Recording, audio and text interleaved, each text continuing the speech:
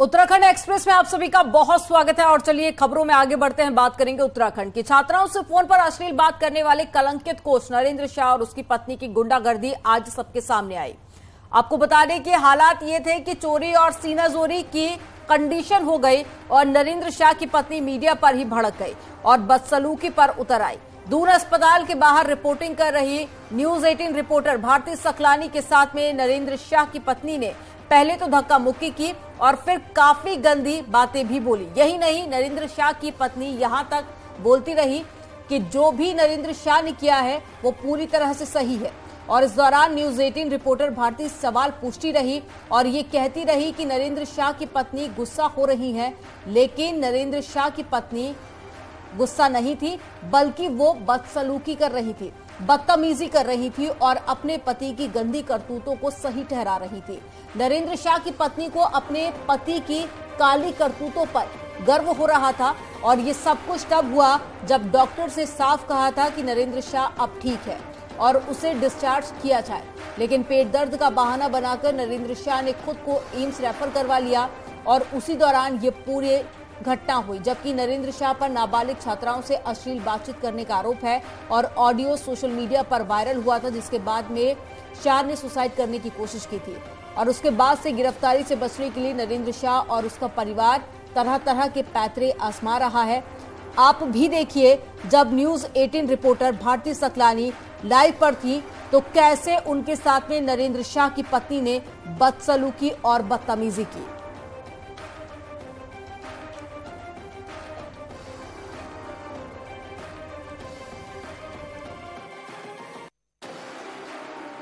ये नरेंद्र शाह की वाइफ है और ये उनको लेकर यहाँ पर जाया जा रहा है। नरेंद्र शाह को यहाँ से शिफ्ट किया जा रहा है और इसको लेकर जो है वो उनकी वाइफ जो है वो लगातार नाराजगी भी जता रही है। मैम आप क्यों इतना नाराज हो रही है? बेटा आगे बताना, कोई बात नहीं। तो ये आपने देखा है, गुस्सा भी कर रही है, धक्का मुक्की भी कर रहे हैं, लड़ाई भी यहाँ पर कर रहे हैं और यहाँ पर ये लगातार जो है वो नाराजगी भी कर रहे हैं। ये देखिए ये इनका गुस्सा है, ये गुस्सा यहाँ पर जता रहे हैं, ये यहाँ पर अपना गुस्सा जो है वो जता रहे हैं। लेकिन ये आप देखिए कि रेफर जो है वो लगातार। तो मैम गुस्सा किस बात का कर रहे हैं आप? ये बताइए ना, गुस्सा किस बात? आप यहाँ से रेफर कर रहे हैं ना इनको, इलाज हो रहा है। हम ये बात नहीं कह रहे कि यहाँ पर आपका इलाज ना हो। तुम तो यही चाह रहे कि मर जाए। हम क्यों चाहेंगे ये? तुम यही चाह रहे। ये हम क्यों चाहेंगे? 18 लगातार उन लड़कियों की भी आवाज उठा रहे जो ऑडियो वायरल हो रहे हैं। तो ये आप यहाँ पर देख रहे हैं लगातार कि गुस्सा भी जो है यहाँ पर ये लोग जताने में लगे हुए हैं।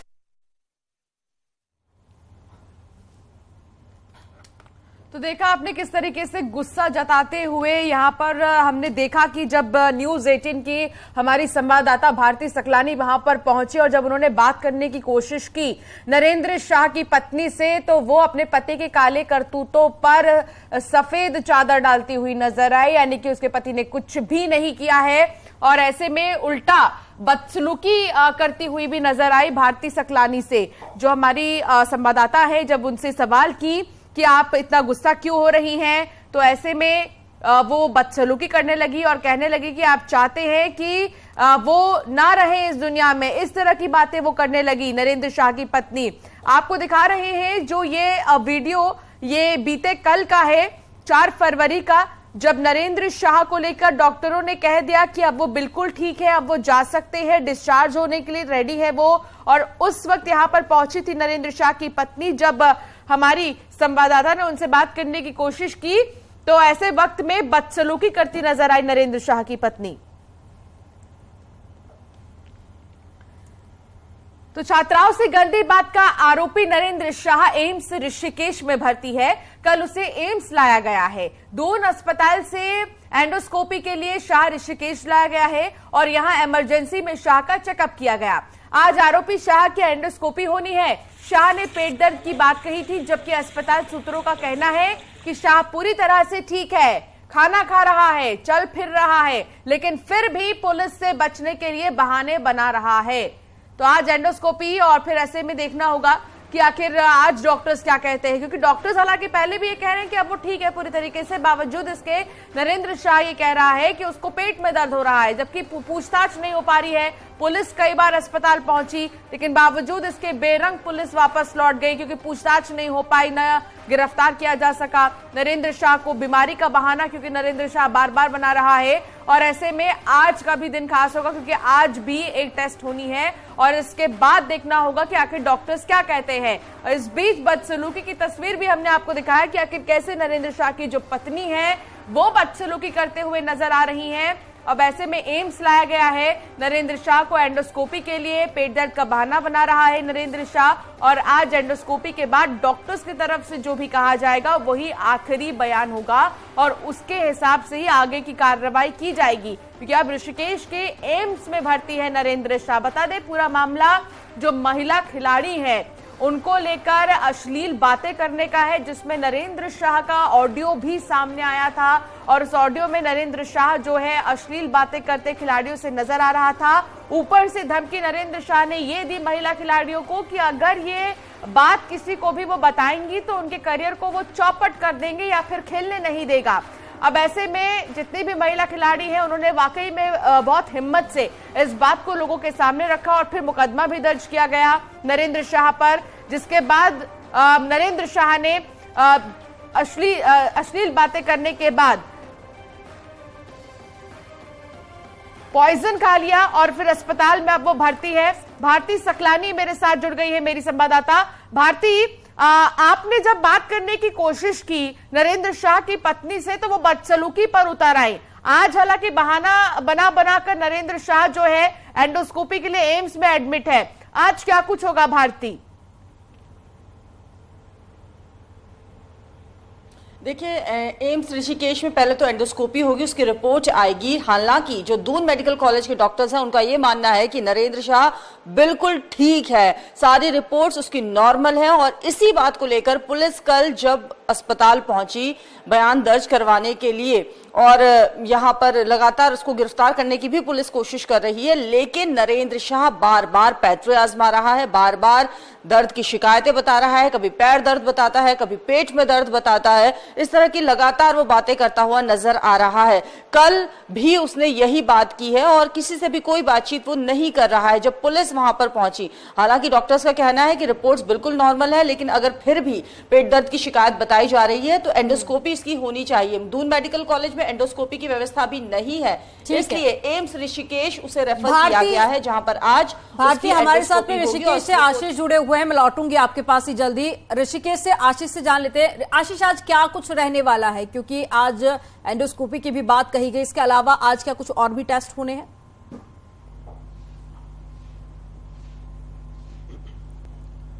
बिल्कुल, वैसे तो जो कल हमारी एम्स के सूत्रों से बात हुई है उसमें नरेंद्र शाह को उन्होंने स्वस्थ बताया है, खाना भी खा रहा था और चल फिर भी रहा था, ऐसी कोई दिक्कत नहीं थी। लेकिन जब एम्स में भर्ती होने के लिए नरेंद्र शाह आया उस समय उन्होंने स्थिति ऐसी दिखाई कि चुपचाप छुपकर वो एम्स में भर्ती हुआ है, और इस समय इमरजेंसी के येलो वार्ड में उसका इलाज चल रहा है।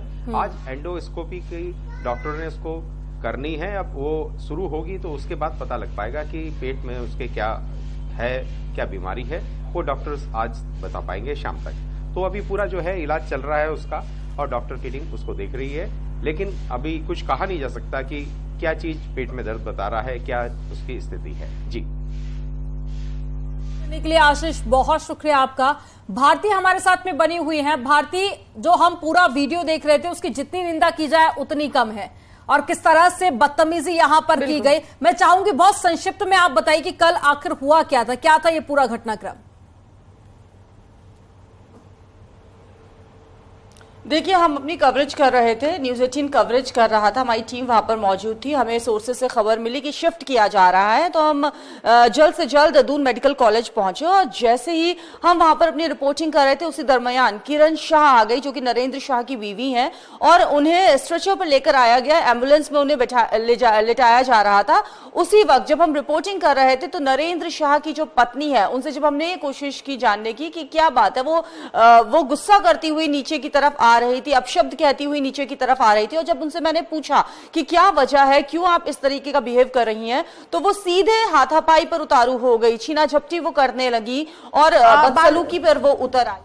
ठीक है भारती, बने रहिए आप। एक बड़ी खबर आ रही है इस बीच, वो भी हम दर्शकों को बता देते हैं। देहरादून से इस वक्त की बड़ी खबर, जहां सरकारी टीचर्स की ट्रेनिंग पर फोकस शिक्षा विभाग का है, ट्रेनिंग पर फोकस है। प्राइवेट स्कूल के टीचर्स से कंपीट करेंगे अब, पहनावे से लेकर पढ़ाने तक ट्रेनिंग टीचर्स को एटिकेट की ट्रेनिंग दी जाएगी, इस पर फोकस किया जाएगा। नए सत्र को लेकर भी ट्रेनिंग दी जाएगी और इस पर भी फोकस किया जाएगा। 2023 से 24 का जो नया सत्र शुरू हुआ है उस पर फोकस है खासतौर पर, और सरकारी टीचर्स को पहनावे से लेकर पढ़ाने से लेकर अन्य चीजों को लेकर जो एथिक्स सिखाए जाते हैं इस पर भी इस बार फोकस होगा। भारती सकलानी हमारे साथ जुड़ी हुई हैं। भारती, ये बहुत बड़ी खबर है क्योंकि आप देखिए कंपीट किया जाएगा प्राइवेट स्कूल्स को सरकारी स्कूलों से, क्योंकि सरकारी स्कूलों में कुछ चेंजेस किए जाएंगे, चाहे वो पहनावा हो, चाहे वो बोलने का स्टाइल हो, या फिर एथिक्स सिखाने की बात क्यों ना हो। इसको लेकर क्या जानकारी है भारती? देखिए, न्यू एजुकेशन पॉलिसी है और न्यू एजुकेशन पॉलिसी को इसी साल यानी कि जो नया एजुकेशन सेशन शुरू हुआ है उसमें इंप्लीमेंट किया जा रहा है। प्राइमरी लेवल की अगर मैं बात करूं या फिर सेकेंडरी लेवल की मैं बात करूं, जो टीचर्स हैं उनको ये बार बार कहा जा रहा है कि बच्चों से अच्छे से बिहेव करें, क्योंकि पिछले साल आपको ध्यान होगा कि कई सरकारी स्कूल्स में इस तरह की खबरें आई थी कि वहां पर टीचर्स ने अगर बच्चे को मार दिया तो पेरेंट्स लगातार इस बात की शिकायत कर रहे थे, बच्चों ने भी इस बात की शिकायत की है कि उनके साथ टीचर्स का बिहेव ठीक नहीं रहता है। अब इस सेशन से ये कोशिश कर रहा है शिक्षा विभाग कि जो टीचर्स बच्चों को पढ़ाने जाएंगे वो ध्यान दे, शिष्टाचार बच्चों को किस तरीके से सिखाया जाए, पहले टीचर्स खुद भी ये इंप्लीमेंट करें। तो इन सब बातों को ट्रेनिंग के जरिए जो है वो टीचर्स को बताया जा रहा है, सिखाया जा रहा है, क्योंकि जब टीचर्स स्टूडेंट्स के बीच में जाएं तो इन बातों का ध्यान रखें और बच्चे उनसे ये सब सीख सकें। बहुत शुक्रिया भारती जानकारी साझा करने के लिए। और पिथौरागढ़ से खबर है, जहां पर मानव वन्यजीव संघर्ष कम करने पर फोकस वन विभाग नई पहल करने जा रहा है। आधुनिक सुविधाओं से लैस होंगे वनकर्मी, जंगलों में ग्रीन कमांडो तैनात करने की भी कवायद तेज कर दी गई है।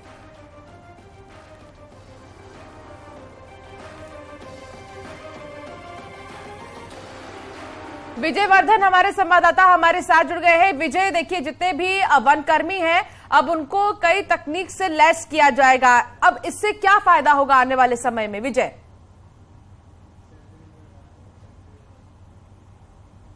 जी, मैं आपको बता दूं, अगर बात पिथौरागढ़ की करें तो यहाँ अक्सर इंसानों का वन्यजीव संघर्ष यहाँ पर रहा है। गुलदार और भालू के साथ अक्सर यहाँ पर मुठभेड़ इंसानों की होती रही है।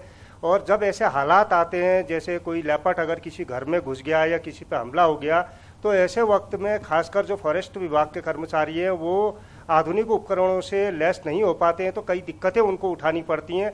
अब वन विभाग ये कोशिश कर रहा है कि उनको आधुनिक उपकरणों से लैस किया जाए ताकि लोगों को तत्काल राहत मिल सके। इसके अलावा ग्रीन कमांडो तैनात किए जा रहे हैं, उन इलाकों को चिन्हित किया जा रहा है जहां पर इंसानों का वन्यजीवों के साथ सबसे ज़्यादा संघर्ष रहता है। उन चयनित इलाकों पर ग्रीन कमांडोज की टीम यहाँ पर तैनात की जाएगी। ग्रीन कमांडोज को ट्रेनिंग दी जानी है, इसके साथ ही आधुनिक उपकरण दिए जाने ताकि इस टकराव को रोका जा सके। अगर टकराव किसी स्थिति में होता है तो उसमें इंसानों को सुरक्षित किया जा सके, ये कोशिश यहाँ पर वन विभाग कर रहा है। जी, बहुत शुक्रिया जानकारी साझा करने के लिए विजय वर्धन।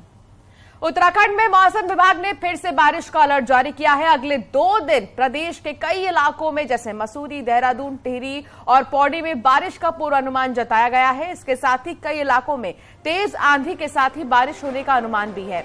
ऊंचाई वाले इलाकों में बर्फबारी की संभावना है, जबकि निचले इलाकों में बारिश हो सकती है और इस दौरान आंधी के साथ ओले गिरने की भी संभावना है, जिसके बाद प्रशासन अलर्ट पर है। यानी कि कई सारे ऐसे इलाके हैं जहां पर यह सिलसिला अभी जारी रहेगा। 2 दिन तक सावधान होने की बात मौसम विभाग की तरफ से की गई है, क्योंकि तेज आंधी और हवाओं की वजह से मौसम का मिजाज बदला बदला सा रहेगा। बल्कि पहाड़ों पर ठंड जो है बहुत ज्यादा बढ़ गई है, तापमान में गिरावट देखने को मिल रही है। जो एकदम ऊपरी इलाके हैं वहां पर बर्फबारी हो रही है, तो मैदानी इलाकों में इसका असर भी देखने को मिल रहा है। और केदारनाथ में पिछले कुछ दिनों से पल पल बदलते मौसम की वजह से केदारनाथ धाम को जाने वाले रास्तों में बर्फ कम होने का नाम नहीं ले रही है और प्रशासन की टीम ने ग्लेशियर के बीच में रास्ता निकालना शुरू कर दिया है, लेकिन ताजी बर्फ की वजह से फिर दिक्कत आ रही है। रास्ते का जायजा लेने के लिए केदारनाथ से जुड़े पुरोहितों की टीम धाम तक पहुंच गई और व्यवस्थाओं का जायजा लिया। ये एक्सक्लूसिव तस्वीरें हम आपको दिखा रहे हैं केदारनाथ की। देखिए, पहले यहां से रास्ता निकाला गया था, लेकिन उसके बाद फिर से बर्फबारी शुरू हो गई। ऐसे में अब आवाजाही की दिक्कत होगी क्योंकि चारधाम यात्रा की शुरुआत होने वाली है और ऐसे में पुरोहितों की टीम पहुंची थी रास्तों का जायजा लेने के लिए। 15 तारीख से लगभग लोकल लोग अपनी व्यवस्था में केदारनाथ सबको आना है, तो मात्र मेरे हिसाब से 15 दिन शासन प्रशासन के पास 15 दिन है। गुटबाजी और लगातार हार से जूझ रही उत्तराखंड कांग्रेस अब एक नए बवाल में फंस गई है और इस बार बवाल है कि कुमाऊं और गढ़वाल की राजनीति को लेकर। कांग्रेस के एक धड़े का मानना है कि उत्तराखंड में कांग्रेस ने कुमाऊं को बहुत तवज्जो दी, तो वहीं दूसरी तरफ गढ़वाल की उपेक्षा करने का भी आरोप लगा। एक रिपोर्ट आपको दिखाते हैं।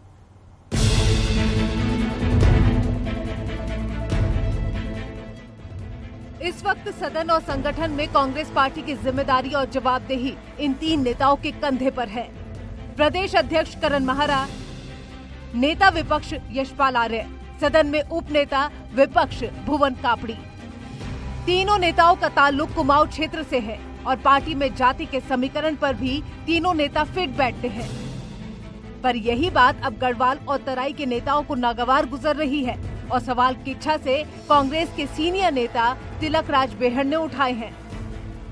बेहड़ के मुताबिक कांग्रेस पार्टी में तराई या कहें मैदानी और गढ़वाल के नेताओं को पूरी तरह से दरकिनार कर दिया गया है, जिसका नुकसान पार्टी को होगा। एक पद गढ़वाल को देते, एक पद महत्वपूर्ण कुमायूं को देते और एक पद तराई को देते, चाहे हरिद्वार में देते चाहे उधम सिंह नगर में किसी को देते। वो कई वरिष्ठ विधायक थे, पर ये पार्टी से क्यों ऐसा पार्टी ने निर्णय लिया आज तक नहीं समझ में आता। उत्तराखंड में बीजेपी हो या फिर कांग्रेस, पार्टी सत्ता में हो या विपक्ष में, क्षेत्र और जाति का संतुलन देखा जाता है, लेकिन कांग्रेस में ऐसा नहीं है। सीनियर नेता तिलक राज बेहड़ की इस बात को गढ़वाल के नेताओं का भी साथ मिला है। गढ़वाल से दो पूर्व प्रदेश अध्यक्ष प्रीतम सिंह और गणेश गोदियाल इस गलती के लिए हाईकमान को जिम्मेदार मानते हैं, पर फर्क इतना है कि प्रीतम सिंह चाहते हैं कि हाईकमान इस मुद्दे को देखे, तो गणेश गोदियाल चाहते हैं हाईकमान ने गलती के बाद भी जिन्हें काम सौंपा है उन्हें खुद को साबित करने का मौका मिलना चाहिए। वहीं गौर करने वाली बात तो ये भी है कि 2016 में हरीश रावत की सरकार में बगावत करने वाले ज्यादातर नेता गढ़वाल के थे। वहीं विधानसभा की 30 सीटें गढ़वाल क्षेत्र में आती हैं, जहां कांग्रेस के सिर्फ 3 विधायक जीते, जबकि कुमाऊं क्षेत्र की 21 सीटों में 6 विधायक कांग्रेस के हैं। वहीं तराई के 2 जिलों हरिद्वार और उधम सिंह नगर में 20 सीटें हैं और 10 विधायक कांग्रेस के हैं, जिनमें यशपाल आर्य और भुवन कापड़ी भी हैं। लेकिन मैदानी मूल का न होने से सवाल खड़े हो रहे हैं। और मैं समझता हूं कि राष्ट्रीय नेतृत्व निश्चित रूप से उनके द्वारा कही गई बातों का संज्ञान भी लेंगे और राज्य के अंदर कांग्रेस कैसे मजबूत हो इस दिशा में आवश्यक दिशा निर्देश भी देने का काम करेंगे। ये कोई बात नहीं है कि अब चेंज कर दिया जाए, ये कर दिया जाए, इस तरह की बातें उचित नहीं है। मैं समझता हूं कि जो टीम बनी है अब उसको मौका दिया जाना चाहिए और जो बातें आज उठ रही हैं ये बातें तब उठनी चाहिए थी जब वो निर्णय हुए थे। प्रदेश कांग्रेस में कुमाऊं के नेताओं के दबदबे पर किच्छा के विधायक के बयान से किचकिच शुरू हो गई है और आने वाले दिनों में इसका असर प्रदेश कांग्रेस में पड़ना तय माना जा रहा है। न्यूज 18 के लिए देहरादून से दीपांकर भट्ट की रिपोर्ट।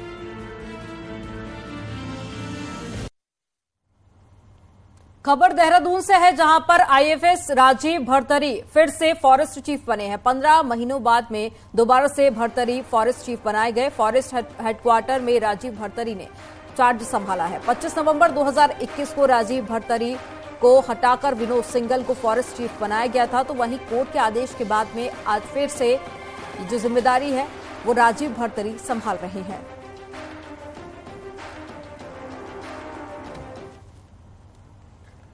चमोली जिले के कई गांव में आज भी सड़क नहीं है, जिसकी वजह से लोगों को भारी दिक्कतों का सामना करना पड़ता है। खासकर बीमार लोगों को सबसे ज्यादा दिक्कतें होती हैं। दसौली ब्लॉक के पाना गांव में बीमार महिला को गांव के लोग डोली के जरिए अस्पताल ले गए। 10 किलोमीटर पैदल डोली से महिला को अस्पताल पहुंचाया गया। गांव में सड़क बनाने का काम जारी है, लेकिन सड़क कटिंग में PMGSY के द्वारा लापरवाही की जा रही है, जिसका ग्रामीणों को खामियाजा भुगतना पड़ रहा है।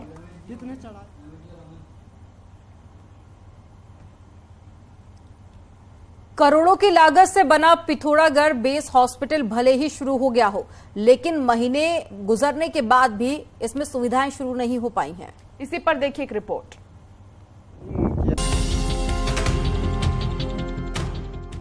लॉकडाउन के बाद पिथौरागढ़ का बेस हॉस्पिटल पटरी पर नहीं आ पाया है।